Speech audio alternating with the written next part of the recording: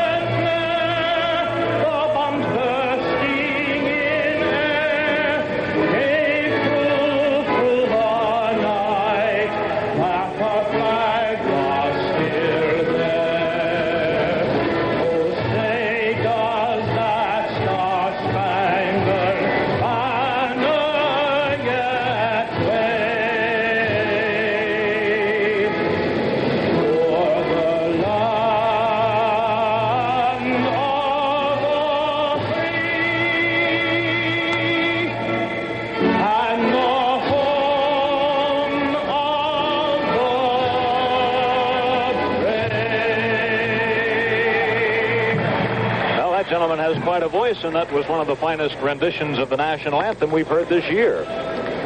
And now we're about ready for the introduction of players. Pete Maravich, of course, extremely important to the New Orleans Jazz, and he has scored 50 or more points twice this year. The Jazz won both games, of course. Okay, let's follow along as the Knicks are introduced, and here is Tom McMillan coming out.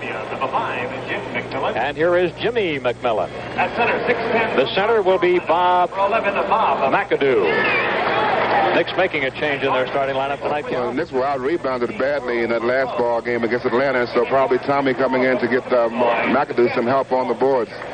Earl Monroe and Walt Frazier form the back line. So it's McMillan, McAdoo, Frazier, and Monroe for the Knicks tonight here in New Orleans. Coached, of course, by Red Holzman. The Knicks start Bradley and McMillan together. They give away something on the rebounding. Number 15, Bud Stallworth. Starting for New Orleans, number 15, Bud Stallworth, a 6'5" forward, averaging just 6 points a game. He had a fine game against New York recently in the Garden.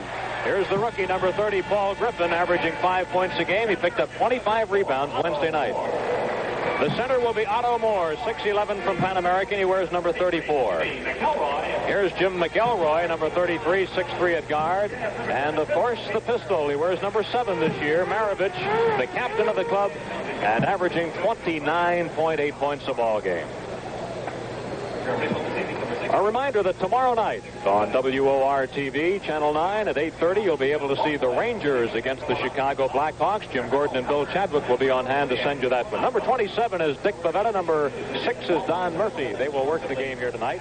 Bavetta and Murphy worked an earlier game this season between the Knicks and the Jazz. Well, 2 key matchups. Once again, Pistol Pete against Walt Frazier. I'm sure Clyde will get the assignment of picking him up. Earl just said that's nice. And E.C. Coleman goes defensively against Bob McAdoo. And, of course, E.C. is one of the finest defensive forwards in basketball, and McAdoo, one of the great offensive ball players in the game. So that should be a good matchup when they do hook up. Bob McAdoo scored 36 points the last time the Knicks played here, but the Knicks lost that game, 111-102 on January 23rd. Then Mac came back with 27 points on Tuesday night at the Garden. There's the pistol. He has really had some outstanding games against the Knicks. One time last year, the pistol pumped in 45 in a double overtime game last year.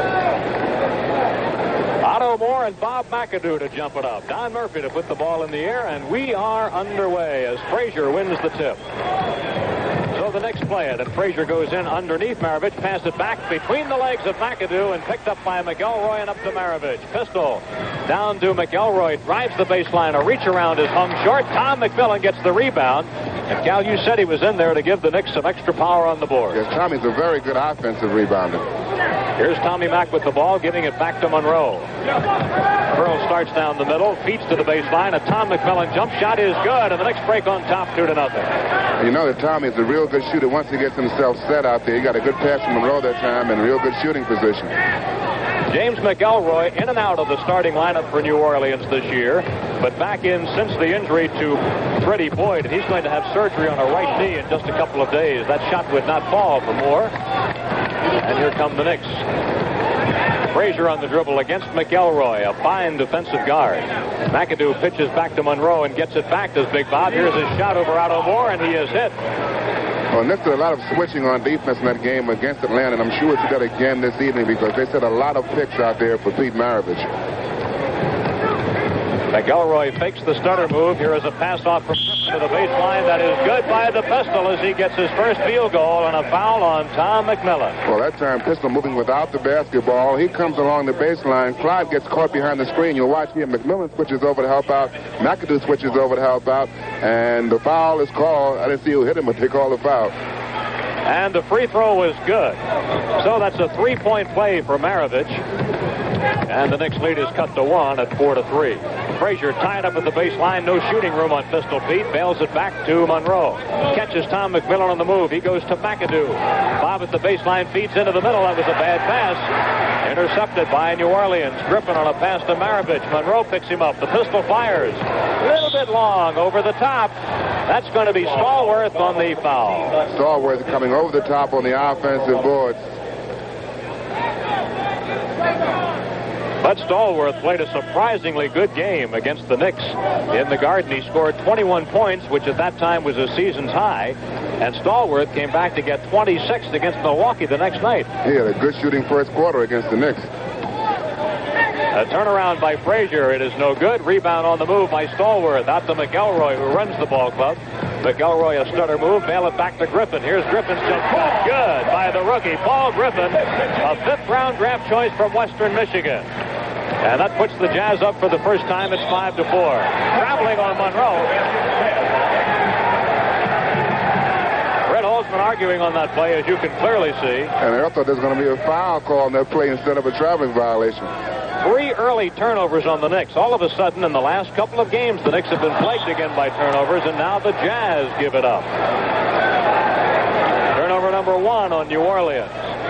This building seats 21,395 under a reserve seating basis, but they've had several crowds larger than that.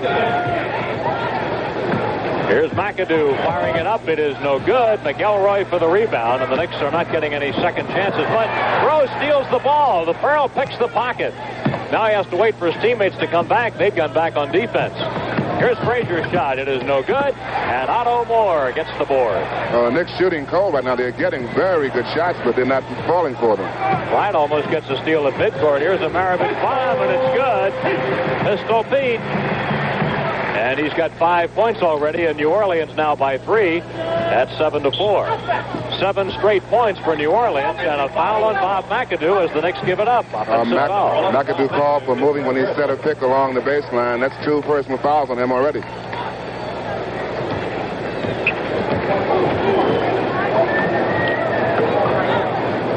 McElroy studies a drive and moves on it. His reach around is good.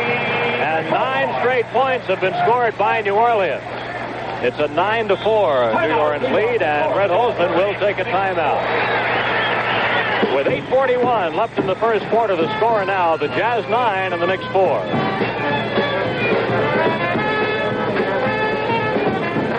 Knicks scored the first 4 points in the ball game. The Jazz comes roaring back with 9, so it's 9-4. The Knicks have had good shots on offense, but they haven't fallen for them, and they're not getting any offensive rebounds after they missed those shots. Hey, speaking of swings, when these two teams met at the Garden on Tuesday night, there was a 38-point swing at that game. So that was really remarkable. The Knicks were down by a dozen, came back to lead by 26, and they won it by 17.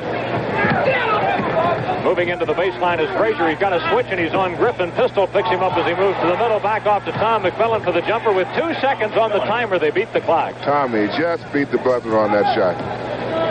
Second basket for Tom McMillan, who got a start tonight. The Jazz leads it 9-6. And Tommy's matched up against the rookie. Griffin is doing a good job rebounding. That's a charge on Pistol Pete. First foul on Maravich, and we'll charge the Jazz with a turnover on that play. So the Knicks with 4 turnovers and the Jazz with 3. Now the Knicks after tonight come back and play 3 consecutive home games. The Pacers have lost 2 straight as they come in. And on Tuesday night it'll be San Antonio, and Tommy Mack comes back to hit another long one. Tommy's looking to make a pass in that play, but McMillan was picked up by a defender, so Tommy went up with the shot. He was wide open, and he connected. That's 9-8, favor the Jazz by 1. A week from Saturday, the Knicks will be at the Garden to play the Philadelphia 76ers, runaway leaders in the Atlantic Division right now. But Stallworth's shot would not fall, and the Knicks have the rebound. Monroe advancing along the right sideline against McElroy, reaching for the ball. Here's Tom McMillan, who's hit 2 straight. Monroe moving to the middle, gets in the lane, goes with his 2-handed scoop, no good. Rebound, Stallworth, knocked away, stolen by Monroe.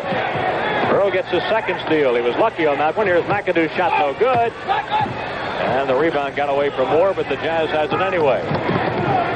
7:15 remaining in the quarter. Boy, McElroy really took it right to the hoop. He made some move that time. He faked to his left and came back to his right and made a great move going inside for the layup. You watch him now, coming back to his right and going in for the layup. Good play by Jim McElroy. Right now we've got 9 of 11 points out of the Jazz backcourt. A double pump by Monroe, and he hits the Pearl with his first basket of the game. Earl averaging 19.7 per ball game. Jazz by 1, 11-10. So they've been getting the scoring from the guards, as you would expect with this team. Here's Stallworth moving in for a jump shot. It is short of the mark. Frazier for the rebound. Jimmy McMillan had gotten out quickly. Let's see if Clyde goes to him. Here's a Frazier jump shot. It is off the back iron, no good. Maravich rebound. The Pistol, who is about set to negotiate a new contract with New Orleans, hits and scores. 7 points for Pistol. He's in pretty good negotiating position, too, leading the league in scoring right now. Well, that's right, and of course the injury to Gail Goodrich, which has disabled him for the year, and at Gail's age, they don't know whether he's going to be able to come back or not. Tommy Mack short. Bob McAdoo around and no good. Tom McMillan misses a follow, and Stallworth rebound. Knicks with 3 shots that almost fell, and in the final analysis, none did. New Orleans leads at 13-10. We're in the opening quarter. After the game, the Knicks have a charter flight back to New York. Here's a Maravich shot in the lane. It's good. Well, the Knicks are having a tough time defending against Pistol Pete right now. Clyde is guarding him, but he's going to have to get help from the big men when he makes his move down the lane. We have a whistle before that move by Tom McMillan. A foul before the shot on Stallworth. That's his second personal foul. By the way, speaking of travel, we were talking last night about the Knicks having to rush to catch a plane. Well, just in case you gave that any further thought, needless to say, they missed that airplane. And they didn't get into the hotel in New Orleans till about 3 this morning after taking a later flight. McAdoo to the hoop, and he hangs it short. Otto Moore rebounds it out to Maravich. Pistol moving up the center, going with a jump shot. No, but a foul Monroe, and the Pearl does not believe it. Well, the Jazz running with every opportunity now. They're controlling their defensive boards. The Knicks aren't getting any offensive rebounds, and the Jazz coming up running every time, and Pistol likes to handle the ball in the fast break. Maravich, an 83% free throw shooter, going to the line for the second time. He is 1 for 1. That's the first foul on Monroe. Brett Holzman is screaming at Don Murphy. He says that Maravich jumped right into the defending ball player, Earl Monroe. But the call didn't go that way. A 17-10 New Orleans lead, a foul on James McElroy. This is the largest lead for New Orleans right now. First foul on McElroy. The Jazz with 3 team fouls. The Knicks have 2 team fouls. Here's Frazier moving on Maravich and can't get any room. Goes to Monroe. The Pearl knocked away by Griffin. Griffin helping out. He was actually guarding a forward, but he knocked that ball away. Here's Griffin, the rookie, moves in, dishes off McElroy. Oh, the crowd wanted that shot because the Jazz was playing good basketball. They moved the ball very well in that sequence. Brett Holzman is readying Butch Beard to come into the game. Here's a New Orleans foul coming in, and that's Walt Frazier at his best. He actually forced that foul. And Pistol was pretty upset with that call because he said that Walt Frazier moved into him. Clyde made a good move to fake to get him up in the air, and then he got the contact, threw the ball up. He'll shoot 2. Well, Butch was coming in for Frazier, so he'll have to wait.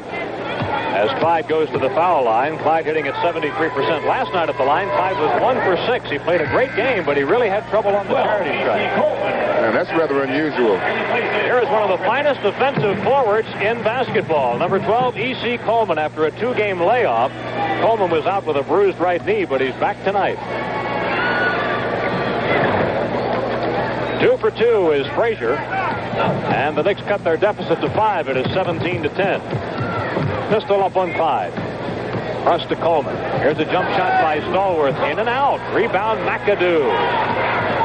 Knicks with a chance to cut further into this deficit. At the outset of the game, the Knicks scored the first 4 points, then fell behind 9-4. Frazier's shot is no good. Stallworth clears it out.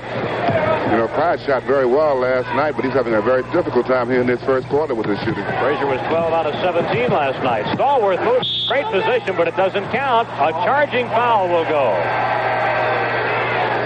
Stallworth gets called on the foul. He's got 3 fouls already. Now Butch Beard has a chance to come in. Frazier to the bench. And Butch will go defensively now against Pete Maravich. And notice the Jazz are using E.C. Coleman defensively against Tom McMillan, keeping Otto Moore on Big Bob McAdoo. Just over 4 minutes remaining in the opening quarter from the Superdome in New Orleans. Down the McAdoo low post. He takes the baseline on Moore. It's good, and a foul on Otto Moore. A possible 3-point play coming up. That's a strong move by Bob McAdoo, going baseline that time. He had almost no room at all. Let's watch it again. As McAdoo gets the ball, he posts down low now, comes baseline, using his quickness here, coming underneath, and gets the layup, and he'll shoot one, and he completes that for a 3-point play. Right, he makes the foul, and so McAdoo with 5 points, and the Jazz in the penalty now, so he would have had an extra try had he not made it. It's 17-14, New Orleans on top. 3:50 left in quarter number 1. Pete Maravich. Maravich in his 7th year from LSU. Boy, he is an offensive machine. 13 points in the quarter already. 13 of 19 for New Orleans. McAdoo. 7 for Big Bob. Jazz on top by just 2, 19-17. That last play by Maravich, Tom McMillan came over to help Butch Beard out, and they were both all over him, and he still got that shot in. A drive by Williams, pitch it off. Here's a jumper at the baseline. Good by Otto Moore. He doesn't score very much. Otto averaging just 6.2 a ball game, and he was picked up by the Jazz as a free agent. McAdoo, a jump shot from the right lane is good. And McAdoo now has 9 points to lead the Knicks. You might see McAdoo switching off a lot on defense because Otto is not a real offensive threat, but if you give him a short jump shot, he'll make it. But McAdoo can gamble against him and help his teammates out. E.C. Coleman to the middle, and Maravich, he's double-teamed and can't shoot. Gets it back to E.C. He's not really a scorer. E.C. is basically a defensive forward, so the pistol lets it fly, and he hits. No shot is too long for Maravich. Well, it's going to be an offensive show here. It's shaping up now. Pistol Pete and Bob McAdoo. Well, he'd have 60 if he kept on going the way he is right now. He's got 15, and we still have 2.5 to go in the quarter. Tom McMillan gets another one. Tommy has his 4th field goal of the opening quarter. It's 23-21 New Orleans. And the Knicks are keeping the pressure on. Maravich behind the screen. Williams always shoots well against the Knicks, it seems. Here's the first shot of the game for E.C. Coleman, and he comes back from a 2-game layoff to hit it. E.C. from Houston Baptist. You know, E.C. is a smart basketball player. He's not a great shooter, but he takes good shots. He works hard for his shots and plays great defense. Now we've got 2 minutes left in the opening quarter. McAdoo in the lane gets the shot away. It is banked up and in by Big Bob, and he's got 11. It's turning into an offensive show by both ball clubs right now. Nobody's missing. Earlier this year, we had a shootout between Maravich and Monroe in a game at the Garden. First time the Jazz was in. Oh, there's a foul on Beard. Pistol Pete really played Butch like a fiddle that time. He was moving very well to get his shot off that time. And we've got a timeout at the Superdome with 1:43 left in the first quarter. The score, the Jazz 25 and the Knicks 23. You know, I wouldn't be surprised to see the Jazz make an adjustment and switch E.C. Coleman over to Bob McAdoo because right now Otto Moore is not containing Bob McAdoo at all. Pete Maravich headed for the foul line as we come back to play. Pistol was fouled by Butch Beard. We've got 1:43 left in the quarter.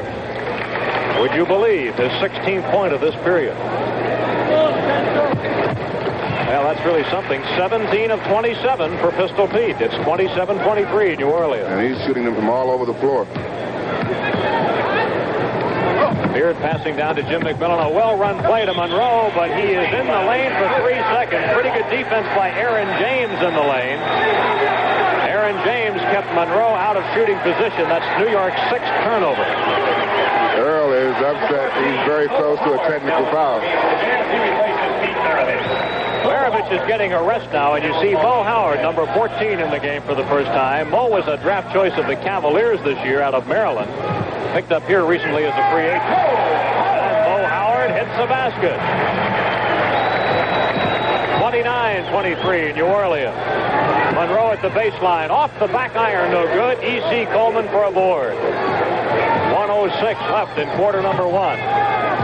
They're spelling Maravich here at the quarter mark so he can get a little extra rest. McElroy's drive was short, blocked by the Knicks, and boy, McElroy thought there was a foul, but none is called. And so did Pete Maravich and Elgin Baylor. They were off the bench yelling at the official. So nobody's happy here tonight, except that New Orleans leads it by 6 points. Less than a minute remaining in the quarter. McElroy studies a move, pitches off to Howard. His second shot of the game is overshot. Tom McMillan gains possession for the Knicks. Here's Butch Beard. Butch on a drive down to the baseline. Looks back to Tommy Mack. He's open. No good. E.C. Coleman has a rebound. There have been very few offensive rebounds in the opening quarter by the Knicks. That's basically because both the big men, McMillan and McAdoo, are outside shooting jump shots, and there's nobody inside for that offensive rebound. Jazz working the ball. Mo Howard around the center, Otto Moore. McElroy gets it back to Otto. He had a jump shot earlier tonight. The crowd wants him to shoot. Here's one by Nate Williams, an air ball, and a foul on Monroe. He fouled Mo Howard trying to get a layup. Second foul on the Pearl. Well, the smallest man on the floor picking up that ball for the New Orleans Jazz. Mo Howard and Monroe fouled him as he went back up for his shot. Here's Howard, 6 for 8 at the foul line this year. Howard was waived by Cleveland on the 10th of December and picked up last week by New Orleans. Here's the Jazz widest edge of the game, an 8-point margin, 31-23. 10 seconds left in the quarter. It is good, and a foul on McElroy, and nothing like the old three-point play. And a penalty early rule will have 2. Now Bill Jackson gets up off the bench to check in for the Knicks tonight.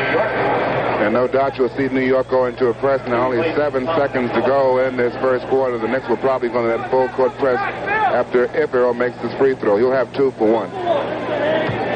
Jackson replaced Tom McMillan. Earl, a good free throw shooter, and that's it. Now let's see. There's Jackson pressuring the inbound by Coleman. He gets it into Nate Williams. Nate comes up front to Howard. Howard drives off, and a block by McAdoo. Another block! Fine defense by Bob McAdoo. Well, he made 2 super plays that time.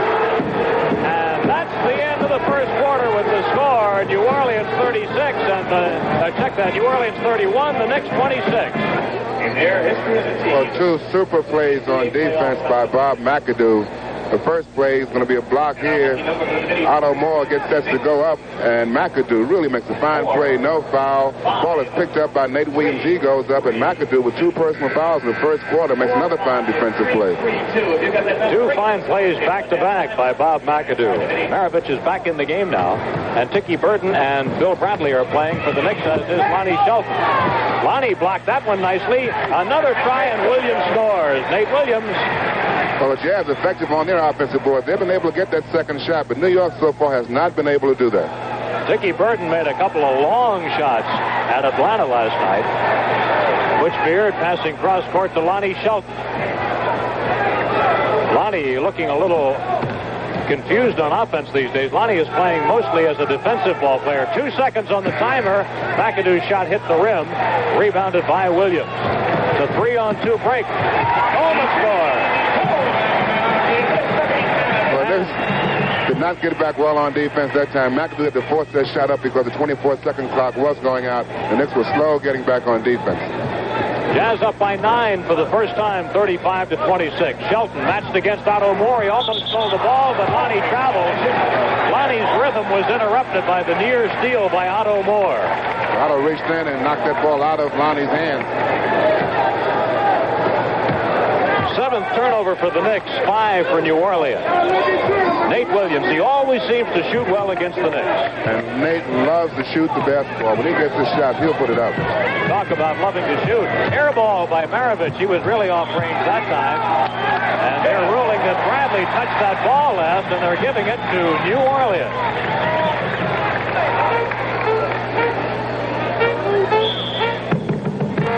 Nate Williams calling the play at the baseline for the Jazz. It's odd, but the Jazz and the Knicks are both battling the Boston Celtics for what appears to be the final playoff spot in the East. The Celtics have a game at Seattle tonight. Butch Beard, no good, no foul. Rebound, Otto Moore. And Rick, that's the same thing that Pete Maravich did. He got the call. Why couldn't Butch get it? Because Pete Maravich is a star, Cal. Here's Maravich twisting by Lonnie Shelton, and the shot's no good. Rebound, Beard. Here comes Butch. Beat it off to Lonnie Shelton, and he lays it. Nice move by Lonnie. Well, it's cooled off a little bit now. Maravich, he's missed 3 shots in a row after he's really shooting well in that first quarter. It's 35-28. The pistol had that one pop out. A head fake and a foul. Lonnie Shelton draws his first personal of the night. The Knicks just not able to get that defensive rebound. The shot was missed by Maravich, and he came right in between McAdoo and Lonnie Shelton to get the offensive rebound. Then he drew the foul. Walt Frazier is coming back to work for the Knicks. He'll replace Butch Beard. And Maravich to the foul line. That was his 18th point. Nobody in this ball game has missed a free throw yet. Both sides perfect at the foul line. Now it's 37-28 New Orleans. Bradley on a floor pass to McAdoo. Goes down to the baseline, shoots over top E.C. Coleman, but it's no good. And Maravich takes the rebound away from Lonnie Shelton. Up to Coleman. Score it. And the Jazz jump up by 11, 39-28. Brett Holzman calls a timeout. With 9:35 left in the second quarter, the score, New Orleans 39, the Knicks 28. The Knicks with the backcourt now of Burton and Frazier, Bob McAdoo at center, Bradley and Shelton at forward. Here's Mo Howard guarding Tiki Burton. Tiki works inside, and the ball is slapped away, goes out over the sidelines, and Tiki has lost it. And again, Red Holzman venting his emotions on referee Don Murphy, who says, sit down, Red. That time, up until now, Murphy hadn't said anything, but this time he pointed at Red and said, a seat. Maravich. Boy, he's got all kinds of moves. What move doesn't this guy have, Cal? Well, he can do it all. I don't know how you stop a guy like that. You'll have to have help, and right now the Knicks aren't able to do anything with it. 21 points for the Pistol right now on a 41-28 lead. A whistle before the shot by Tiki Burton. 3 seconds. That basket does not count. McAdoo wasn't in the lane that time. He couldn't pick the ball up. And when the ball was rolled loose and Tiki picked it up, McAdoo was still in the lane. McAdoo is taken out of the game, getting a rest now, and he has been replaced by Phil Jackson. Well, the turnovers are mounting, and the Knicks have committed 9 to 5 for the Jazz. By the way, turnovers really hurt the Knicks last night. If you wanted to make a quickie analysis of last night's game as Williams shoots and scores, you'd point to the fact that the Knicks turned it over 23 times, leading to 22 Atlanta points. The Hawks turned it over 17 times, but only 10 Knick points. So a difference in points of 22-10. And here's a foul on E.C. Coleman. E.C. trailing Phil Jackson along the lane. He was not in good defensive position that time. That's why he picked that foul up. Knicks play it back in. Frazier makes the bounce pass to Tiki Burton. The ball was knocked away by Howard. Here comes Mo. Score it. And look at the happy Mo Howard. And an inbound steal for the Jazz. Everything is going wrong. Pistol fires. Oh, come on, come on. That's ridiculous. It's 47-28. Tiki Burton flies, and it's no good. We've got a loose ball foul. Well, nothing is going right for the Knicks now. They're losing the ball on the offensive end, and they can't seem to contain the Jazz on the defensive end. Tiki Burton with the ball now. Mo Howard reaches in and knocks the ball away, and he beats Frazier up the floor for the layup. And then the inbound pass was stolen, and Pistol Pete made another one. Here's Mo Howard firing no good. We had a foul on Lonnie Shelton at the other end, and the Knicks have lost the ball again. 12 turnovers to 5 for New Orleans, and they picked them up in a hurry here. Williams feeding off the drive. Here's Maravich. They got it to the guy they want. Pistol in and out of the lane. Here's his good. A 21-point lead, 49-28.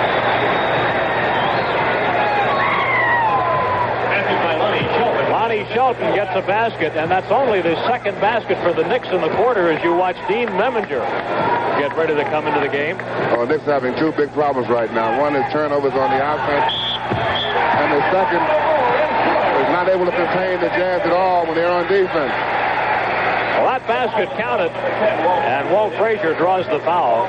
Lonnie Shelton has scored all points for the Knicks in the quarter as you watch Dean Meminger come to work. By the way, Dean did something very unusual in last night's game. He picked up 3 assists in 2 minutes. Now, that's pretty good. Well, Dean's role really is to play defense and try to get the ball to the shooters. He's not a particularly good outside shooter, but he's a smart ball player, a good defensive ball player, and he looks for the open man. Otto Moore is not a good free throw shooter, 67%. Rebound, Phil Jackson, nearly stolen by Howard. 51-30. Knicks will get it back, but Howard's playing some defense. Well, he certainly is, hustling back, coming in behind Earl Monroe and knocking the ball away. New Orleans has outscored the Knicks 20-4 in the quarter. A loose ball foul is called on Maravich. These fans are getting excited. That's the first break the Knicks have had in some time. Pistol called on his 3rd personal foul. That could be a factor. It's pretty early to have 3. 7:03 left in the second quarter. Phil Jackson at the baseline, off the back iron.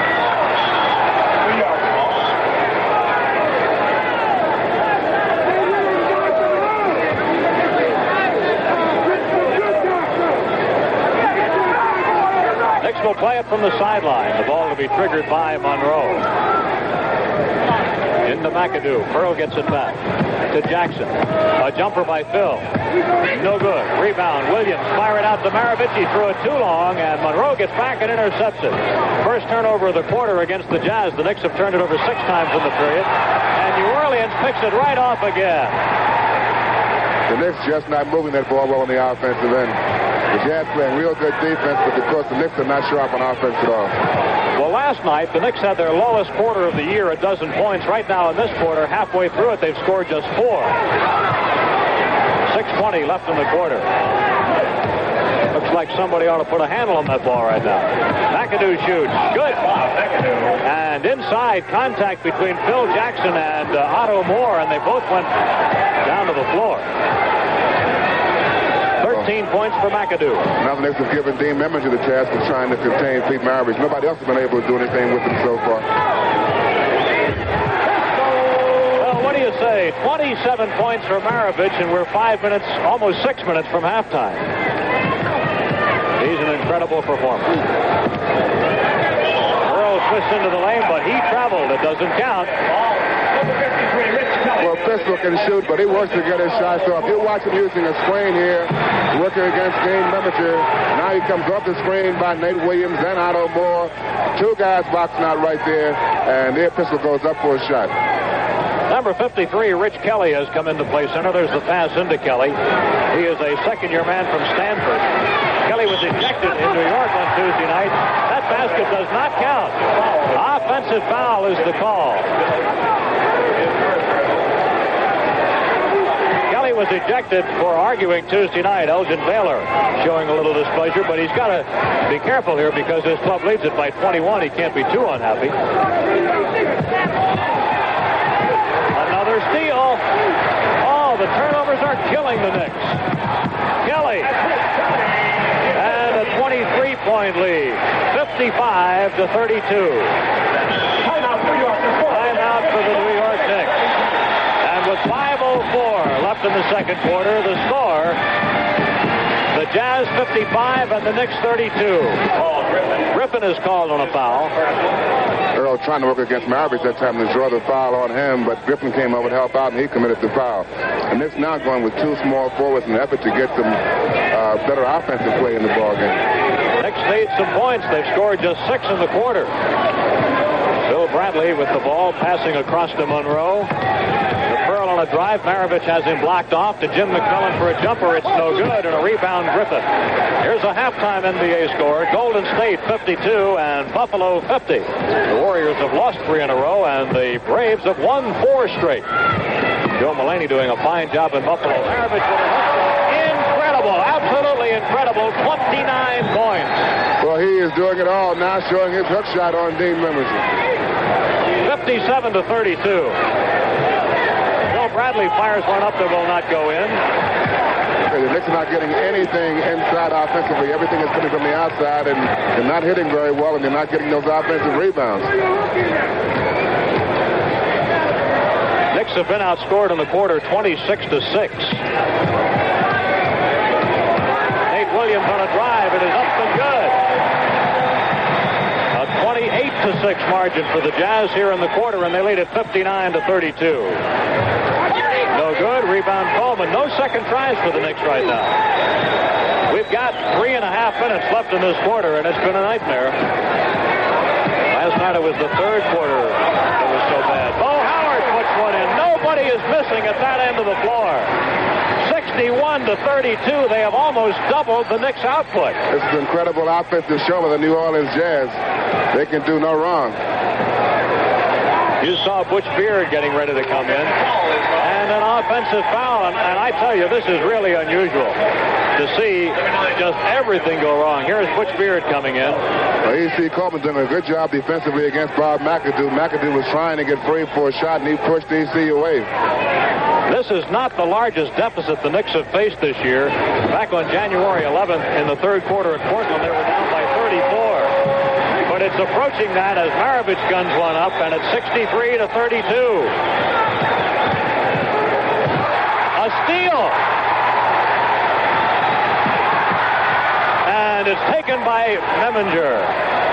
That time the Jazz just rushed it up a little bit too much.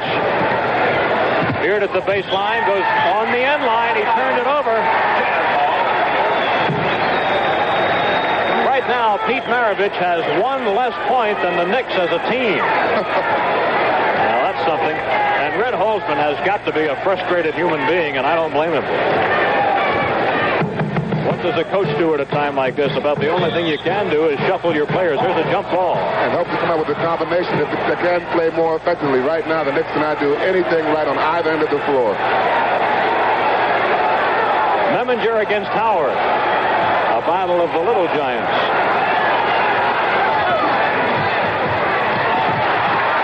And the Jazz keep it. No, it's stolen away by Beard. Up front to Jimmy McMillan. He drives. Off the glass, no good. Coleman rebounds. That was fine defense by Maravich. Williams on a move, and he traveled. Yes, he did. 2:17 left in the quarter.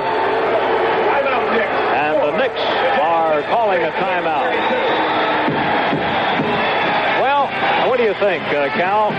New Orleans had 31 points at the end of the opening quarter. Now they've got 63. The Knicks had 26, and now they've got 32. Well, what do I think? The Jazz are playing a great basketball game, no doubt about it. They're doing everything right, and the Knicks are doing everything wrong right now. The Jazz are getting good shots inside. They're getting the second shot. They're running the ball because the Knicks are not shooting well. The Jazz are controlling their defensive boards, coming out very quickly.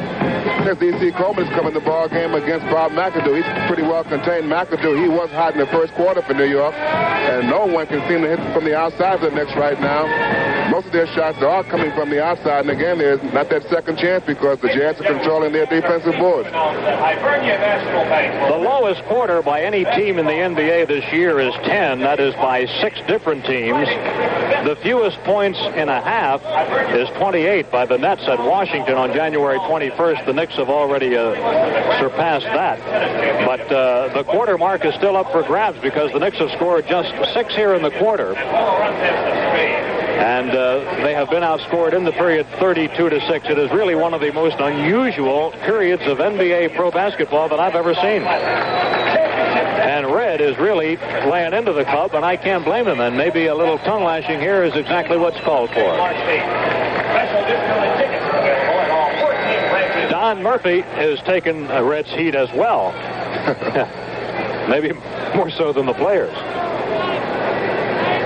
Murph working the game with Dick Bavetta tonight. We've got 2:17 left in the quarter, and of course the Knicks could easily get 15 points left yet in the last 2 minutes. You can get them in a hurry, so let's see what happens. Here's Bill Bradley with a jump shot. It is no good, and a rebound by Coleman. I don't think the Knicks have had an offensive rebound in the quarter. Maybe one. 2 minutes. 2 minutes left in the quarter as Howard shoots and scores. And that makes it a 34-6 advantage in the quarter. It is 65-32 as the Jazz has doubled the Knicks' output in the game. McAdoo is short. Offensive rebound. There's one for Big Mac. Out to Jim McMillan. Down to the baseline and a layup for Bradley. The 8th point of the quarter for the Knicks. Bradley scoring for the first time in the game. Minute and a half left in the third quarter. New Orleans on top, 65-34.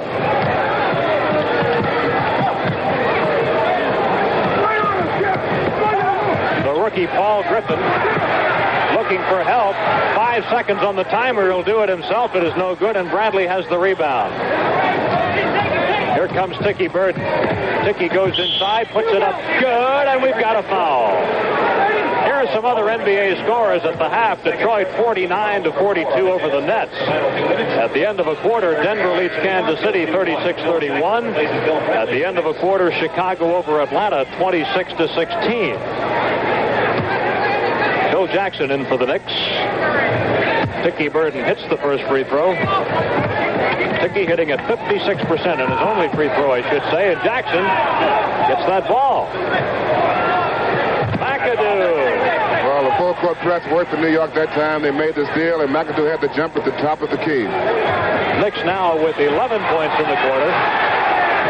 Make it 12 points in the quarter. Tiki Burton comes back and scores again. And the Knicks putting a little dent in that margin right now. It is 65-41. 36 seconds remaining in the second quarter, but no matter how it finishes, it's been a disastrous one for the Knicks. Maravich was on the baseline. That drive fell apart. That's one of the few things that Pistol has done wrong this evening, going baseline and stepped on the out-of-bounds line. Maravich has scored 31 points in the game thus far. His career high, by the way, is 51. And if he would keep playing like this in the second half, of course, he would have a shot at that. Dickie Burden left up a high riser, no good. Phil Jackson, offensive rebound. McAdoo, and we've got a whistle from Dick Pavetta. It's a good call. Nate Williams pushing McAdoo away as McAdoo trying to control the ball.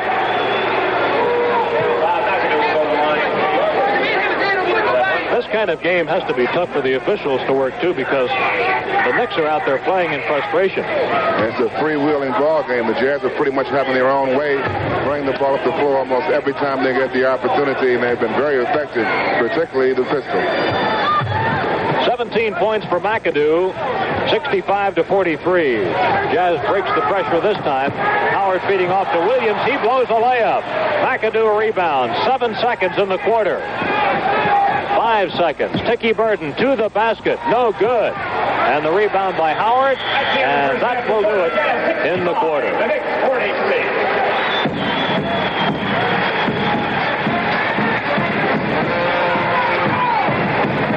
Knicks have had a real tough first half. Not too many things went well, but one particular play did go well for New York. Dickie Burden making a three-point play, and after that three-point play, Phil Jackson's in the ball game to apply the pressure on that full-court press. You watch they try to double up on the ball right here. Phil Jackson comes in, the important man there. Butch Beard overplaying that passing lane, and they trap the ball in the corner. McAdoo comes to the top of the key with a jump shot. That was one of New York's finer moments in that first half. There weren't too many bright spots for New York, though. And that's the end of the first half with the score, the Jazz 65 and the Knicks 43. And I don't know what that scoreboard looks like to you, but what it says is Jazz 65 and the Knicks 43, and the Jazz shot 57% in the first half and the Knicks shot 39%. And Cal, was a blessing for the Knicks that at least they made a run at the Jazz toward the end of that quarter, or it could have been total disaster. A tremendous first half by the Jazz, and again, Pete Maravich in particular, he had an outstanding offensive game. The Jazz did a tremendous job on defense, but towards the end, the Knicks started to come back a little bit. They're going to have to really play tough ball to get back into this ball game. They're going to have to do a job defensively to put a lot of pressure on the ball, and toward the end of the first half, they started doing just that. The Knicks went into a full-court press. Phil Jackson putting pressure on the ball. Dickie Burden coming up. Now, you're watching the right of your screen as Butch Beard cuts off the passing lane, and that enables Phil Jackson to get that ball away from Mo Howard, which leads to a basket here by Bob McAdoo at the top of the key. As he's wide open, Bob scored 17 points in the first half in New York. But that kind of defensive pressure is what the Knicks are going to need throughout this ball game. And they keep that pressure on right here. Maravich with the basketball up the floor, and Phil coming around, harassing him. Butch Beard helping out. He dribbles into a crowd. Jimmy Mack knocks the ball away. Eventually, he picks the basketball up. But that's the kind of pressure that the Knicks will need to get back into this ball game. They're trailing by 22 points as Dickie Burden goes in for a layup here. There's Pistol Pete. What a first half he had. He shot 12 of 18. He also shot 7 for 7 in fouls, and he had 5 assists, which is the best figure for any player on either team as well. So, in addition to scoring 31 points, you might say that he was accountable for 41 he had the Jazz points. A tremendous first half. He played a real fine all-around basketball game. The Knicks were not able to contain him at all. He pretty much did what he wanted to do out there, shooting that long jump shot. The Knicks did try to help out on defense, but he's so quick he was able to get his shots off. And again, a fine, outstanding offensive performance by Pistol Pete Maravich. Bob McAdoo shooting 7 of 14 for the Knicks. He leads them in scoring with 17 points. And then we drop down to 8 for Tom McMillan. Tom shooting 4 out of 7. The rebounding leader for the Knicks is Bob McAdoo with 5, 2 on the offensive board, 3 on the defensive board. Team-wise, the Knicks were beaten on the boards rather decisively, 29-20 in the first half. The turnovers, which had really hurt the Knicks for a while, actually sort of evened up with that Knick comeback at the end of the second quarter. And here at the half, the Knicks have turned it over 15 times and the Jazz a dozen times. At one stage in that quarter, New Orleans had outscored the Knicks by a 34-6 margin. In the quarter overall, it was 34-17 as the Knicks came back with a rush at the end. Elgin Baylor, one of the all-time great forwards in the NBA. In fact, maybe the all-time greatest forward, coaching the New Orleans Jazz now. And the Knicks going back with the same team that finished up the second quarter. Jim McMillan, Butch Beard, Chucky Burton, Phil Jackson, and Bob McAdoo. And here is the hugeness of this Superdome. And this basketball court almost seems like it's lost in it. They just kind of slide it up to one side, put in those extra stands, and away we go. But this is a huge edifice here in New Orleans. This is not your average arena. And there's a warning for Phil Jackson for delay of game as he reached over and knocked the ball away from Jim McElroy. Well, you're allowed to play tight defense, but you're not supposed to touch the ball while it's in the opponent's hands. Here are the Knicks using a press, and apparently they're going to go with it and see if it can bring them back. 65-43 as we start the third quarter. New Orleans on top. Here's the pistol, and he has been hot. McElroy, stalwart, a little bit long, and McAdoo gets the rebound. And let's see if the Knicks can score first here in the third quarter. Tiki Burden to McAdoo. Mac fakes a pop shot, moves in tighter. It is good, and a foul on Otto Moore. McAdoo making a good move. He had a jump shot, but he put the move that time on the big fellow, Otto Moore. Got him up in the air, and Mac leans in a little bit. You watch here now. Mac pulls up, gets the fake. Now he leans in a little bit, gets the contact. Then he goes up and gets a good roll, and he makes a three-point play out of it. Right, he adds the free throw, and so it's 65-46. Maravich bailed it back as he came across midcourt in the air. Here's the shot by Pistol. He's good.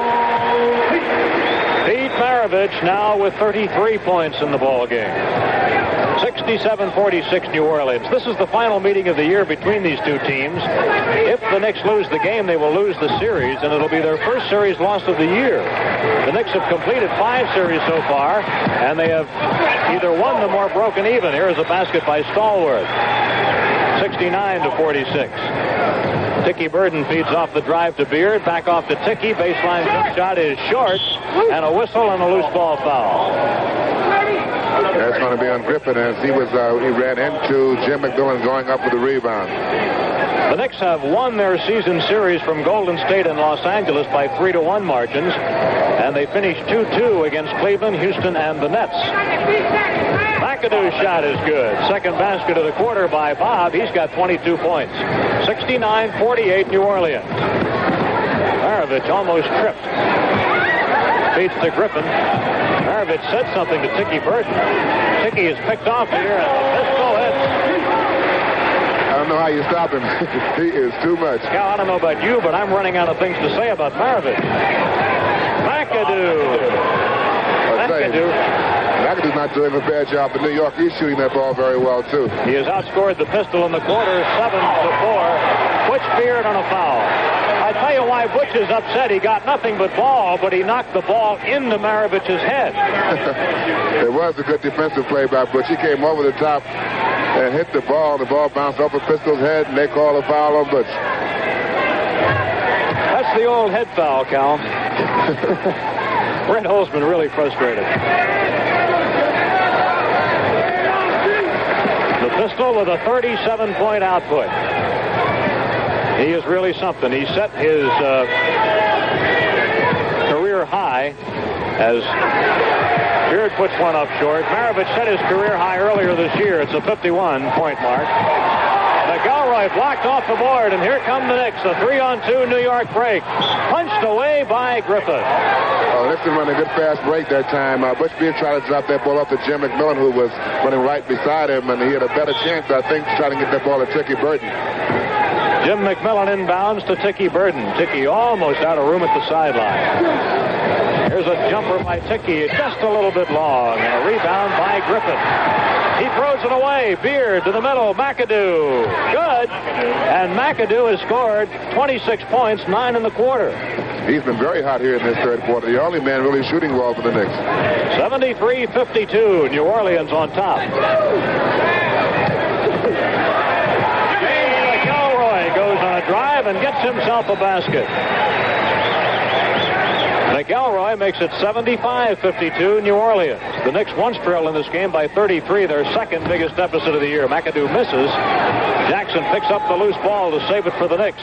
Jim McMillan goes on a drive on Stallworth, stops and shoots and scores. Jim McMillan with his first score of the night. Well, the story of this ball game is Pistol Pete Maravich. He is really doing it all. The Knicks trying to really give Butch Beard some help now defensively against Pistol, but nothing seems to work. 39 points for Maravich, and that matches his high against the Knicks. That matches the high for any single player in the NBA against New York this year. Beard misses, offensive rebound Jackson. Back to Butch. McAdoo and a whistle, 3 seconds on the Knicks. Now, Frazier, Meminger, and Shelton, a trio of 3 coming in for the Knicks. Hey, that's redundant, a trio of 3. What else would it be? Oh, the Knicks this time had 2 or 3 good opportunities for shots, and they passed a little bit too much until one man was caught in the 3-second area, and that basket did not count. Holzman is keeping McAdoo and Jackson in the game. Otherwise, the 3 changes.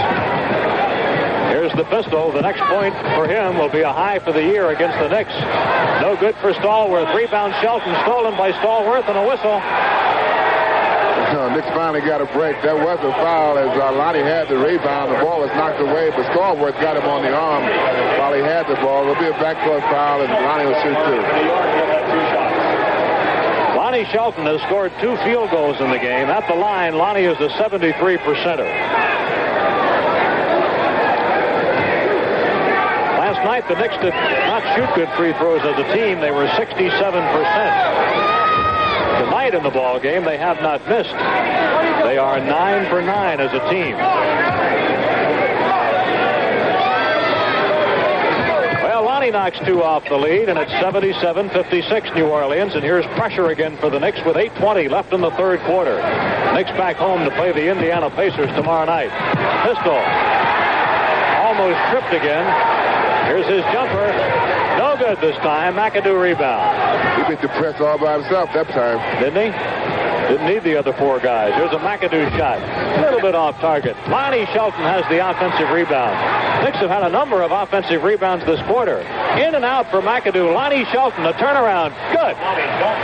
Well, one thing to the Knicks' credit, they're trailing here by 20, 19 points, but they are still playing hard basketball. They're not giving up. Tom McMillan will be back in the game shortly for the Knicks. James McElroy matched up against Dean Meminger. Here's Maravich with Frazier. Everybody's had a chance at Pete tonight. He's working for this one. He takes it. No good. The Knicks were streaming 3 seconds. Lonnie Shelton drops the ball. Good pass by Dean Meminger. Lonnie didn't see that ball coming in, and he lost it going out of bounds. Lineup change. Number 52, Tom McMillan comes in, and he replaces Phil Jackson. I tell you, if there's such a thing as a ball averages, Pistol will have to cool off pretty soon because he has not missed too many shots this season. I think he defies that law and a few others sometimes. Otto Moore gets fed in the post, back to the Pistol, goes on a drive right to the basket. It is good, and he's fouled, and he has hit for the highest number of points of any player against the Knicks this year. He's got 41. And he made another great offensive move, that time going to his left, going around Tom McMillan, and Tom pushing him as he goes up for a shot. Maravich at the foul line adds the point. Now it is 80-58 New Orleans, and the Pistol with 42. He is 10 for 10 at the foul line. He is now 9 points away from his career high. E.C. Coleman gets called on the foul for New Orleans. And New Orleans is taking this time out. With 6:54 left in the third quarter, the score, the Jazz 80, the Knicks 58. 6:53 left in the third quarter. Meminger, Frazier on the Knicks back line. Here's McAdoo up front with Tom McMillan, Lonnie Shelton. And the Knicks have lost the ball. Knicks trying to get that ball inside to Bob McAdoo. He was being fronted by E.C. Coleman, and the ball was thrown out of bounds. That was the Knicks' 21st turnover, 14 for New Orleans. Halfway through quarter number 3. Knicks have been busy lately. Tonight is the Knicks' 7th of 8 games in 11 days. Don Murphy sounds a whistle underneath, and he's got a foul on Lonnie Shelton. There you saw Pistol Pete Maravich versatility. He was double that time, and he get a good pass inside to Otto Moore. Lonnie Shelton helping out, came over and knocked the shot away, but he fouled Otto in this shot attempt. Big Otto, 67%er at the foul line. Otto, a veteran of Pan America. First-round draft choice of the Detroit Pistons in '68. 82-58. A ball for New Orleans. Beminger to Shelton. Lonnie at the baseline, backs off, does not shoot, and a whistle. 3-second call on Lonnie. His heel was in the lane.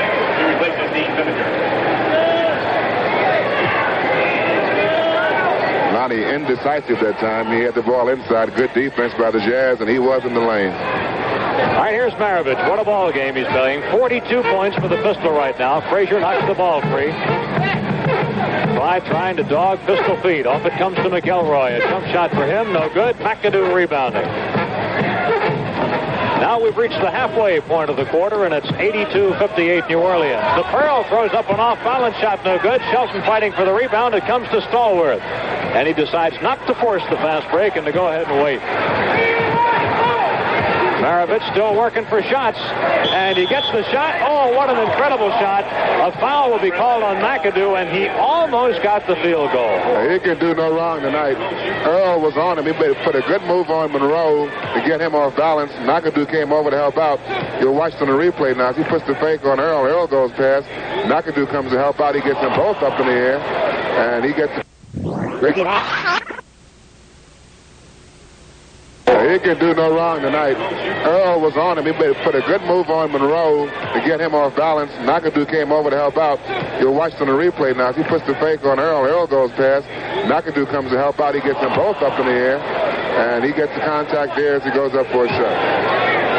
Pistol has missed his first free throw. He is now 11 of 12 at the line. And you'd have to say, unless he sits down for a large stretch of this ball game, if he keeps playing, he's going to set a new career high tonight, because he's within 8 points of it right now. 10 seconds on the timer. Lonnie Shelton shoots, no good. Rebound, E.C. Coleman. It's 83-58 New Orleans with 5.5 left in the third quarter. Pistol fires, he's short. He's running out of energy, I think. He might be a little tired now. Wouldn't be surprised. Frazier lets one loose. Good by Clyde. Frazier with 4 points. That's his first field goal of the ball game. It is 83-60 the Jazz. The Knicks have knocked 10 points off what was the highest New Orleans lead. Here's Pistol from the baseline. This one is no good. He's missed about 3 straight shots now. Here's Frazier. No good. Rebound, Otto Moore. 4:45 remaining in the quarter. The Knicks will be facing a stretch of 3 straight games at home, which they will enjoy. Maravich misses again. And a loose ball foul on Maravich. The Pistol draws his 4th personal foul. Well, the big story here is the Pistol. Apparently, he's kind of cooled off now. He's missed several shots from the outside. But he's had a fantastic offensive night so far. New Orleans in the penalty with 4:37 left in the quarter. And Nate Williams, number 22, has come in for the Jazz. And Phil Jackson is going to come in for the Knicks, but he's coming in for Shelton, so he will wait. Or is he? He's going to wait until the first free throw is attempted at any rate. And now he's coming into the game for Tom McMillan. 4:37 left in the third quarter. Been a tough night for the Knicks. And no doubt you'll see New York going to a full-court press with Phil Jackson in the ball game. They were pretty successful in the first half with this. 10 points for Shelton. Here's Maravich dribbling through that press. He's going to go in and drive, shoot on the right. It's good, and he was fouled. And Pistol ran right over top. A cameraman perched at courtside. Boy, he looks like he wants that new career high tonight. Well, it's awfully tough to press a man with his dribbling ability. You'll watch him here beating Lonnie Shelton. Monroe coming over, and he just goes right around Earl here. Earl bumps him as he goes up for a shot, and he makes a 3-point play out of it. That's right. He hits the foul. That's his 46th point. 4.5 left in the quarter. 86-62, New Orleans on top. We're in the third quarter at the Superdome in New Orleans. Frazier double teamed. As the Jazz put a pressure on, Lonnie Shelton in the lane, gets it back out. McAdoo drives and scores. Big Bob with a big scoring night. He's got 28. He's been New York's offense this evening. He's been the only one that's been effective on offense. But the Knicks trail it by 22, and they trailed it by 22 when the quarter started, so they haven't made any progress within the period with 4 minutes to go. Nate Williams drives, no good. Shelton tips it into the air and takes it down. Up front he comes to Frazier, a breakaway, and Clyde scores. That knocks it back to 20, 86-66. E.C. Coleman swings it around to Williams. He takes a pop shot. In and out, no good.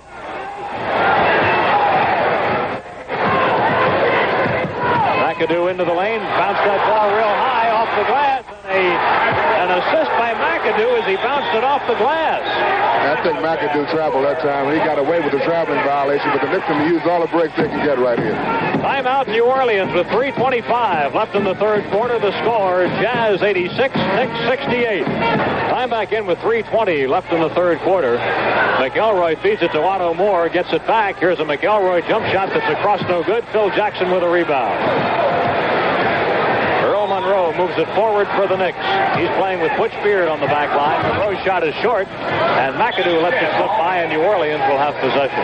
You might see Earl try to get more aggressive offensively to see if he can get that fifth personal foul on Pete Maravich. Pete Maravich set his career high of 51 points on December 14th. That was the night that Elgin Baylor took over as coach of this ball club, and the Jazz beat Kansas City. Maravich misses. Rebound McAdoo. Pitching it behind. He was trapped, and Jackson, fortunate thing he was there. Lonnie Shelton fires. Lonnie Shelton. Good for Lonnie. He has a dozen points. Knicks could be in pretty good shape now. Elgin will have to rest Pete Maravich because he's been carrying their offense, and they're down 16 now, but they're playing tough defense at this point. Time left in the ball game, 2:27 third quarter, and Nate Williams hits a field goal. 11,033 fans watching the game at the Superdome tonight. Monroe, no good. Rebound the Pistol. But they're going to have to score a little better than that. Take advantage of these opportunities on the missed shots. Maravich still working for shots. Here goes the Pistol. Double team. Score it. Maravich now with 48 points. Can you imagine when you talk about all the things we've said about this guy tonight? There was a player in the NBA who averaged 50 points a ball game. And that was a big fellow, Wilt Chamberlain. I mean, he didn't do it once in a while. He went through a year averaging 50 points a ball game. That's a record that I don't think will ever be broken. I doubt it. A minute and a half left in the third quarter. Lonnie pokes the ball away from E.C. Coleman. Number 14. Bo Howard coming back for New Orleans. Number 14. Number 24, Bill Bradley inserted into the Knick lineup, replacing Bob McAdoo. Pistol Pete Maravich getting a rest right now, and listen to the hand he gets from this New Orleans crowd. Sits down with 48 points. New Orleans turns it over. And Butch Beard lays it up on a pass from Monroe. I tell you, Pistol has to be in great position to renegotiate his contract now after a game like this. You watch Maravich here making a move against Butch Beard. Comes between his legs. Then he gets a little screen there. Comes around. McAdoo comes to help. Earl comes to help. But to no avail. Now we've had a foul call on Phil Jackson, and it almost developed into a fight. Jackson and Otto Moore. And you know, when Phil sometimes commits fouls, he gets rather definite about it. Red is upset. He claims that Otto Moore pushed Phil Jackson first.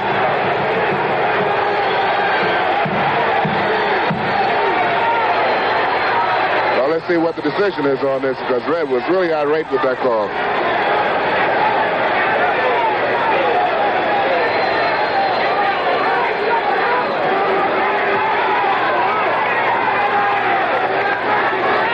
The two officials are conferring, the two coaches, everybody's there. Now Elgin. Number 18, Phil Jackson, is first personal. The penalty, Otto Moore will see what it was. A punching foul. It says to Otto Moore. Oh, Otto Moore has been assessed with a punching foul in addition to the personal foul assessed to Phil Jackson. So that means Phil Jackson will shoot one shot. Otto will shoot 1 and 1 for 2.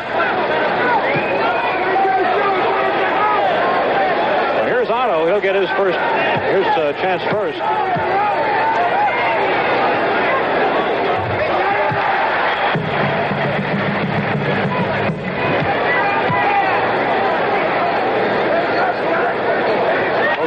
Makes his two. Now, if we go to the other end, let's see what Jackson does.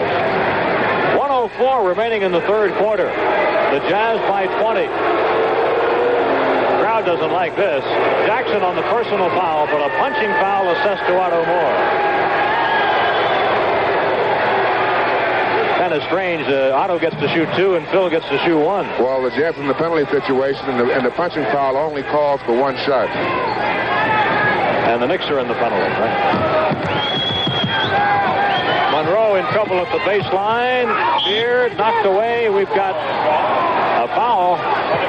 Well, Butch Beard came in for the offensive rebound. Earl's shot came up short, and Butch's arm was held as he went back up. Mo Howard called on that foul. 57 seconds left in the quarter. And Butch Beard goes to the free throw line. Actually, both teams are in the penalty. And they have been since about the 4.5-minute mark of the quarter. That is to say, 4.5 minutes to go.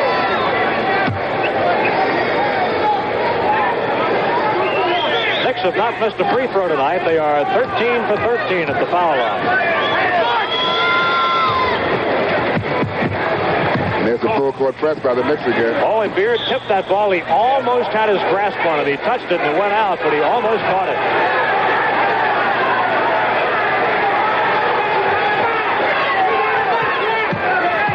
Nate Williams, shovel pass to McElroy. Jackson stays with McElroy. And a backcourt foul on Phil. Well, the Knicks desperate now defensively. They're putting pressure all over in the backcourt. And Phil called for the foul against McElroy. He'll shoot 3 for 2. Here's a technical foul on Red Holzman. Red has been called on a technical. Murphy had just had enough of Red Holzman. I don't think it's anything particular Red said right here. It's just that Red's been up for about the last 5 minutes. McElroy will shoot the technical. Both teams have been hot from the free throw line. New Orleans 14 out of 16 tonight. Well, Red was complaining on that last time the Knicks were pressuring the ball in the backcourt. The pass came inbounds, was deflected. The 24-second clock was never reset. And that's a valid reason. The Knicks are trying to pressure that ball in the backcourt.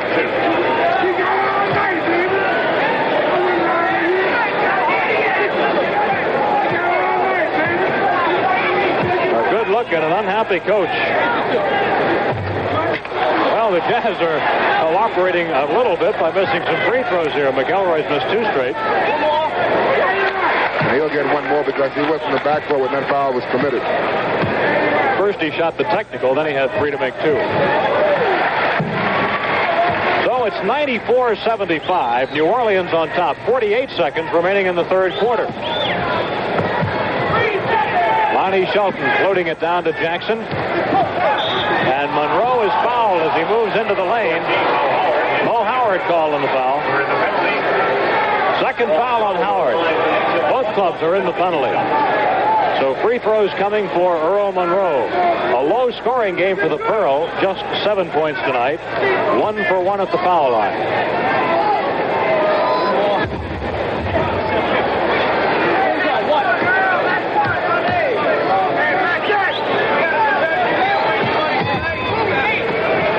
.77. Again, the press put on by the Knicks. They need a tip by Jackson, and the Knicks steal it. Here's a jumper for the Pearl. No good. Bradley tips it back to the Pearl again. Monroe to Bill at the baseline. Back to Monroe. A jump shot. No good. And a rebound, Otto Moore. The Knicks really wanted that basket because the pressure defense got them the chance. That's true. They worked hard on defense to get that ball back, and Earl had a couple shots, but it just wouldn't fall for him. 12 seconds remaining in the third quarter from the Superdome in New Orleans.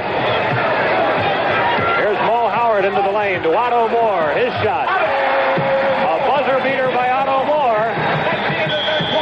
And that's the end of the third quarter with the score, the Jazz 96 and the Knicks 77. The Knicks will start this quarter with Monroe and Beard playing backcourt. McAdoo at center, Shelton and Bradley at forward. Here's Beard moving it into the forecourt. Pete Maravich is back into the game for New Orleans, and he has scored 48. Beard's shot is no good. Bradley offensive rebound. The follow shot is overshot, and an over-the-top foul on Lonnie Shelton. Lonnie hustling on the offensive board, trying to get that ball back for New York, because Bill Bradley's shot was deflected as he went up, and Lonnie picked up his 4th personal foul. Maravich with a whole quarter to work on his career high is only 3 points away from it. Here's Mo Howard to Nate Williams. He shoots on Bradley. It is short. Rebound, Bob McAdoo. Max had a bunch of rebounds tonight. And they did a good job of pushing off on that play. A drive by Beard. Blocked. Nate Williams had his left arm up against the defender and pushed him away when he got that shot off. Butch will trigger it at the baseline, guarded by the pistol. Comes to Shelton. He gets a straightaway jumper that is no good. Griffin boards it. Just underway in the final quarter. It's 96-77. Traveling for Howard. Traveling violation. New York ball.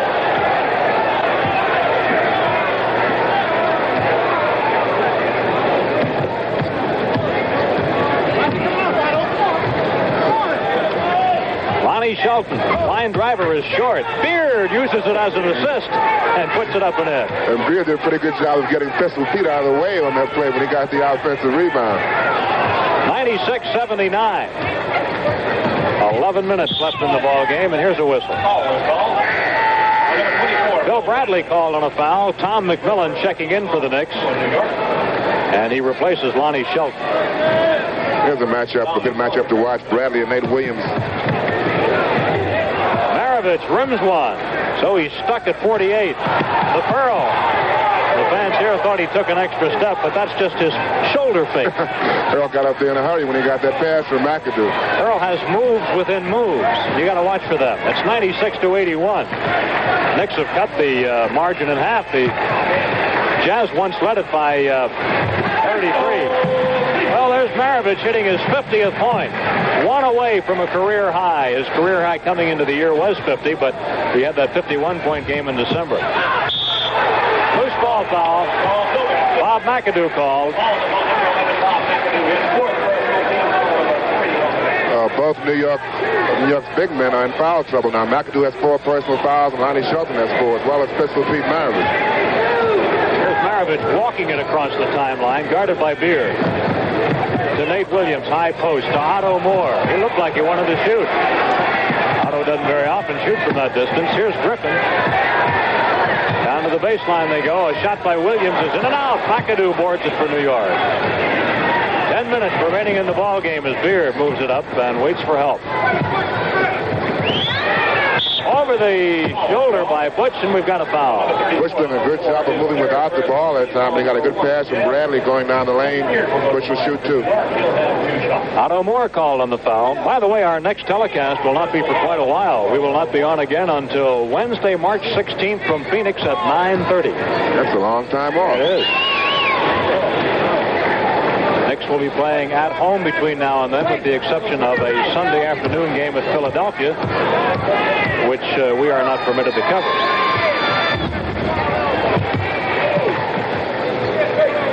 (98-83).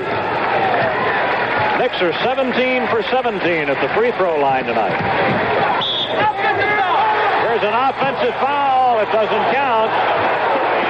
Mo Howard upset because he lost the field goal. Well, I couldn't see that play from this position. I was kind of blocked out that time, but Mo Howard was really upset with the call. He was jumping up and down, as was his coach, Elgin Baylor. That's funny. Elgin Baylor saw it, and he had a worse angle than you did. Yeah, well, he couldn't see it then.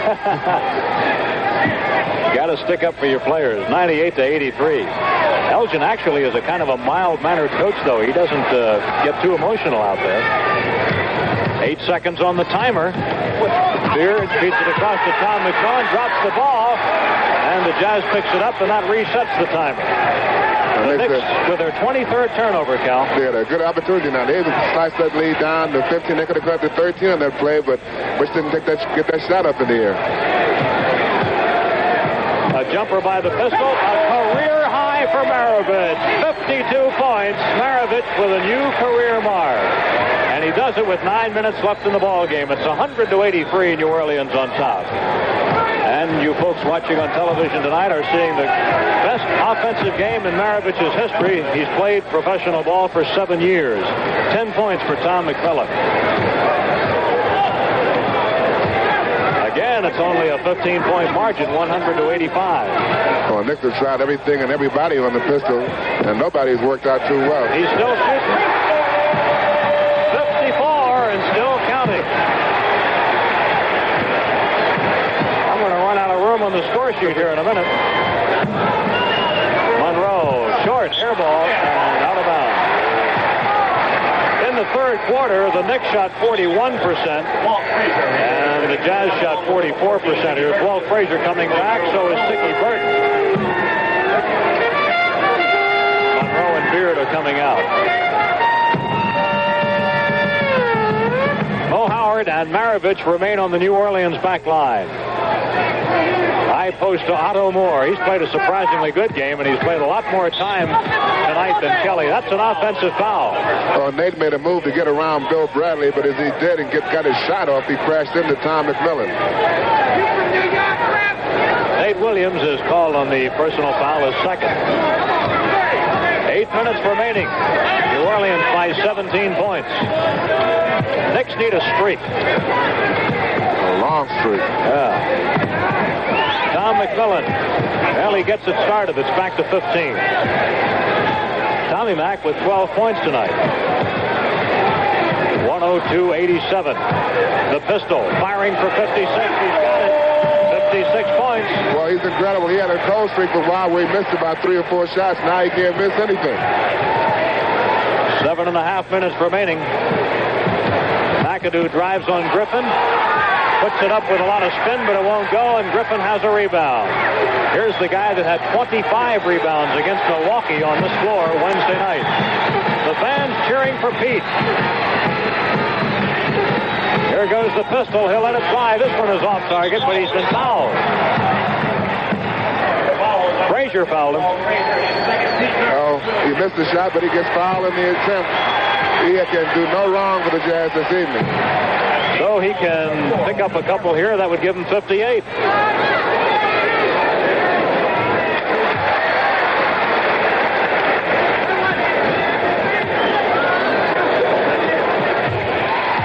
He makes them both, so the pistol with 58 and the Jazz on top 106-87.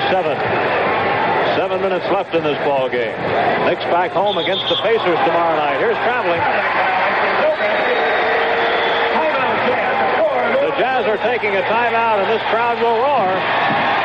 With 6:59 left in the fourth quarter to score, New Orleans 106 and the Knicks 87.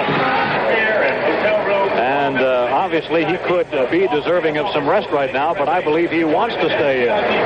Oh, yeah, he's playing like he wants to stay in. 58 he's got.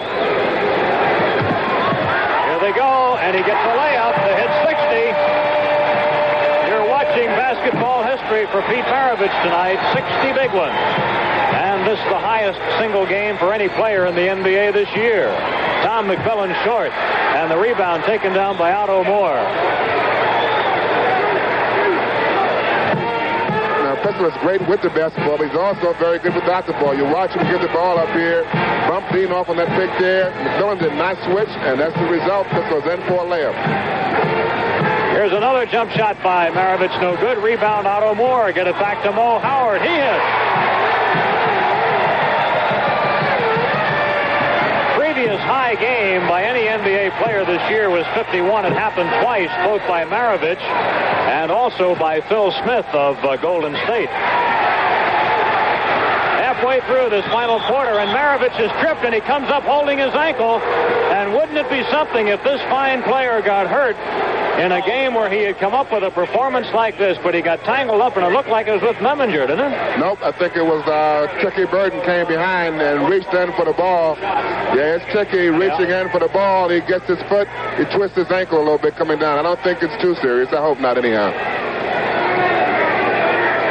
And they're taking a look at him. Trainer Don Sparks is out there working on the pistol. And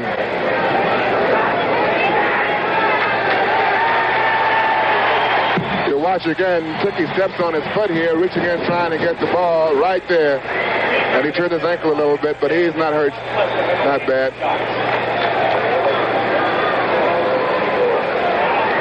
might have suffered a floor burn sliding like that, too. Here he is at the free throw line. And he just keeps scoring them. That's 61 points. He misses this one here. He's had a good night at the foul line, too. He's 14 of 16 from the free throw line. Here's Tom McMillan spinning all the way around on Griffin. Dean Meminger hits the board, and it goes up and in from Tom McMillan. Meminger put it on the underside of the rim on his attempt. 111-89, New Orleans. Jags up by 22. You'd think that they might want to rest Pistol now, but he just keeps on going. Here he fires away, and no good this time. Nate Williams trying for an offensive rebound and runs out of room. I think Elgin Baylor's career high was something around 71 points. He might want Pete to break his record.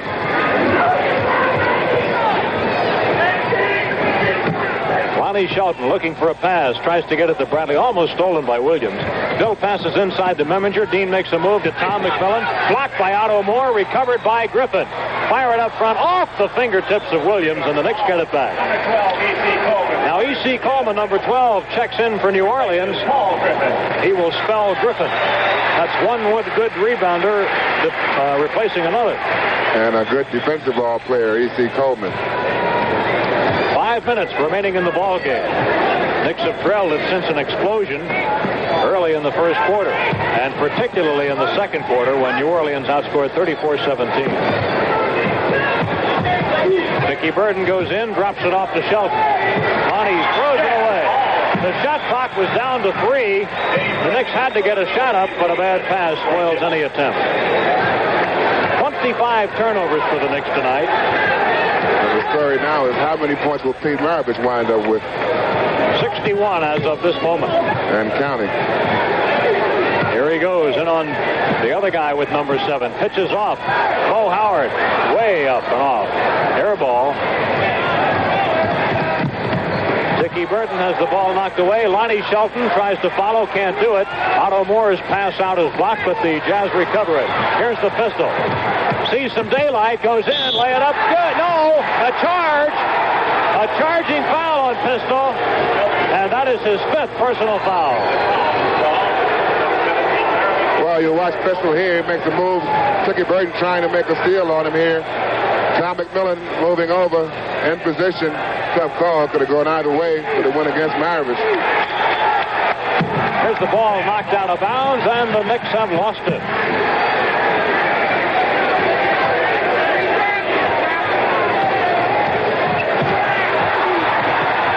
Pistol with a long one. No good. He can afford to come up and take every shot now, and the whistle. Offensive foul on Dickie Burton. And the Knickerbockers are taking a timeout with 3:53 left in the fourth quarter to score. The Jazz 111 and the Knicks 89. 3:50 left in the ball game. Rich Kelly is in for New Orleans. The ball knocked away. Dean working hard on defense that time. He was fronting Pistol Pete, and that ball came in and went off of Dean's hands, they called. They're looking for him. Aaron James inside. Look at that move! Maravich backed into Meminger. What a basket. He's got 63. He put the right spin on that ball. He sure did. Dickie Burton fires up and hits it. Dickie with a long one. Dickie has contributed 7 points. It is 113-91. New Orleans on top. The crowd rooting for Pete every time he comes up the floor. Knicks trying to double team him now. Dean has the task of trying to contain him, and that's a hard job to do. Here he uses a pick and scores again. And look at his teammates rooting for him. Look at Coleman. Coleman leaped into the air when he scored. 65 for the Pistol. Dickie Burton doing his Pistol Pete imitation. 115-93. The Jazz are going to Pistol every time down the floor now. They're trying to get picks for him now. They're no longer asking him to bring the ball up the floor. Here's a foul. Dean Meminger. And free throws coming for Maravich. Well, this is some night. We've got 2:48 left, and he does indeed have a chance to get into the 70s. Playing for the first time tonight, number 11, Ron Behagen, into the ball game. He replaces Coleman. When Ron came in the game, he came in and congratulated Mavericks on this great shooting performance this evening. Pistol is doing it good. 66 points. Loose ball foul on Behagan. His first personal team foul number 2 of the Jazz. Number 41, Andy Walker replaces Mo Howard. Andy Walker coming into the game, replacing Mo Howard. Andy Walker, a 7th-round draft choice from Niagara, the lowest drafted player to make it in the NBA this year. Tom McMillan, no good, and the rebound for Aaron James. He will try to get the ball to Maravich. Oh, wait a minute. You guys, you're not supposed to do that. That was a basket for Aaron James. They're supposed to go to pistol every time down the floor. 118-93. I guess they just couldn't help themselves. And Dean Meminger gets himself a field goal. And the fans are yelling for Pete to get the ball. Behagan, goaltending, scored for Behagan. Tom McMillan blocked it on the way down. 2:14 remaining. The Pistol with 66 right now. Here's a basket for him if he can convert.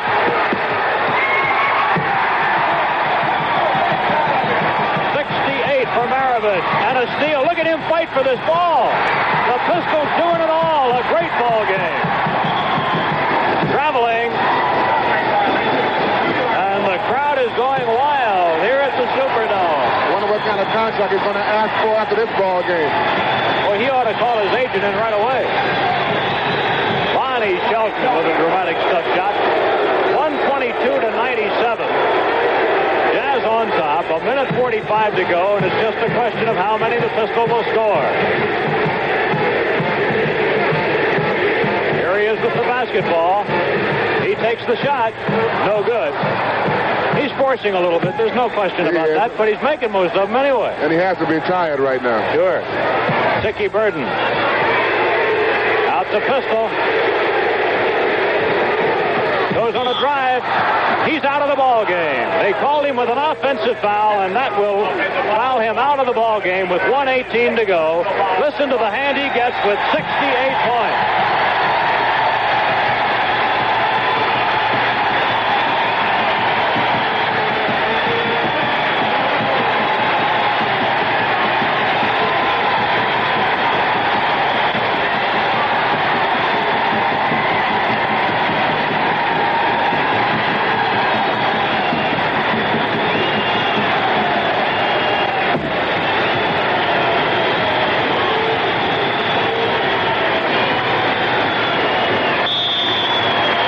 Are back to work, and we have a layup and a foul on Kelly.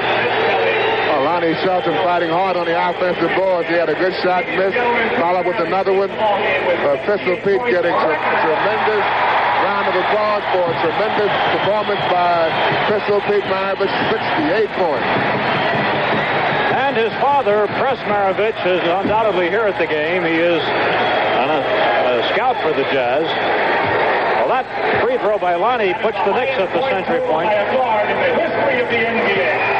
announcing that it's the highest total by a guard in the history of the National Basketball Association.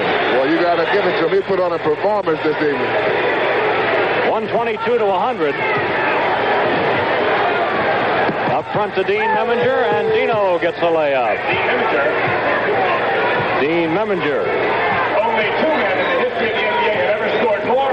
Elgin Baylor and Will Chamberlain. Yeah, they probably heard that. They announced only 2 players have ever scored more than Pete did tonight, Baylor and Chamberlain. 122-104 the score right now. Steele up to Tiki. Gets Aaron James in the air, and there'll be a foul on James.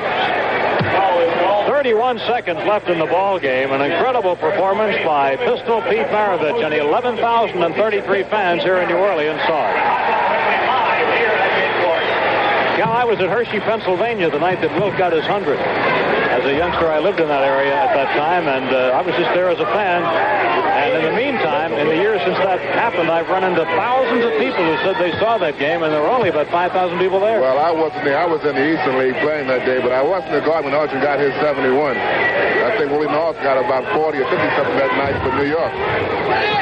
Well, we'll both be able to say we were here for this one. Meminger and Howard fighting for the ball. Out of bounds off Meminger, and the Jazz will play it in. 27 seconds to go.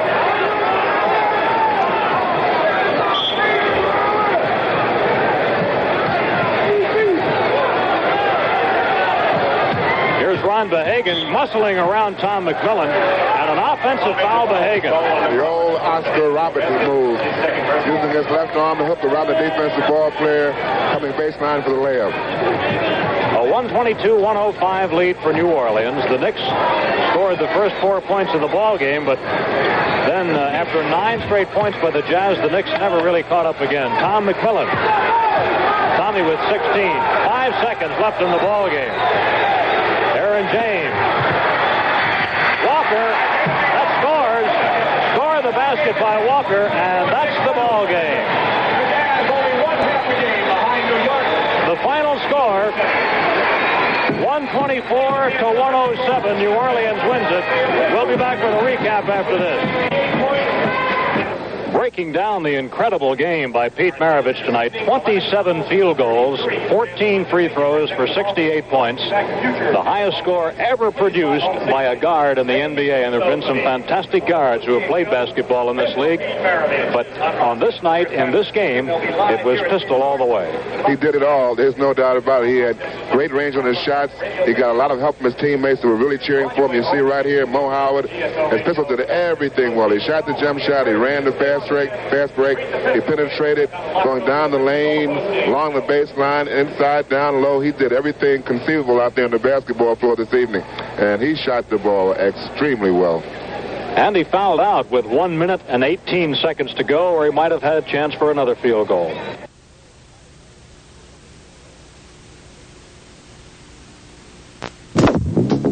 They called him Pistol Pete. College basketball had never seen a scoring machine like Pete Maravich. Playing for his father, Press, at Louisiana State University from 1968 through 70, the Pistol completed his amazing career as college basketball's most prolific scorer. With his floppy socks and dazzling ball handling, Pete Maravich put pizzazz into the game of basketball. Whether it was from behind the back or through the legs, double pump or one-handed, the result was the same. Pistol Pete Maravich, college basketball's greatest showman. 1970 saw Maravich become college basketball's all-time scoring leader. To do this, he had to beat every defense.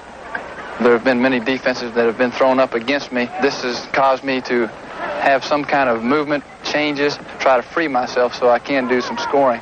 The prototype of the new breed of All-American, Pete Maravich. One of the most widely celebrated collegiate hoopsters in history, Pete Maravich moved from LSU to the Atlanta Hawks in 1970. He was always a scintillating ball handler, and an appealing touch of cockiness also helped make Maravich an accomplished showman. Pistol Pete could fire dead-eye jumpers from deep in the backcourt, or else he'd blast to the hoop and shoot a hole in the most forbidding defense. But Pete loved to run, and he was at his best squeezing the trigger of a fast break.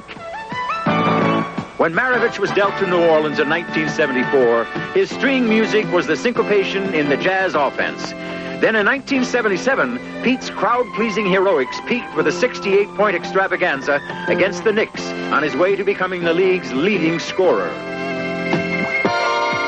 Yet throughout his glorious 10-year career, Maravich always yearned to play on a winning ball club, and he would gladly have traded all his bullseyes for one championship ring.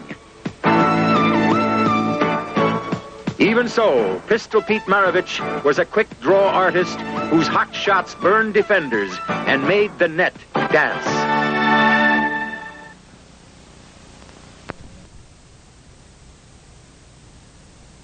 Creativity and bringing a whole different concept to the game of basketball. Pete was the original, and Pete was a globetrotter.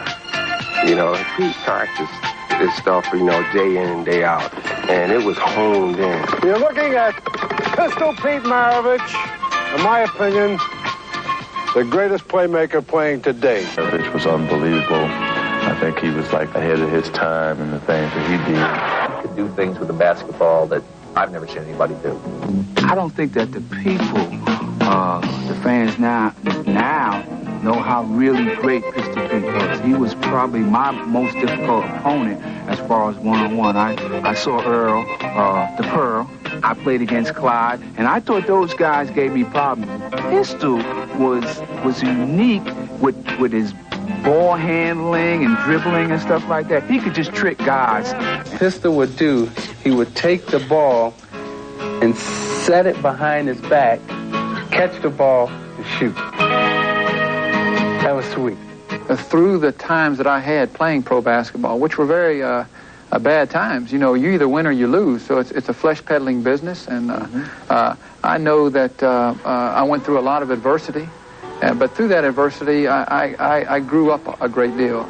But I would like to know why the New Orleans Jazz is in last place. I mean, they've won about 11, they've lost about 18, and they seem to me to be a magnificent shooting team. We can't win on the road. We've won 1 and lost 16 on the road. Why is that? Your offense is absolutely murderous. Nobody misses.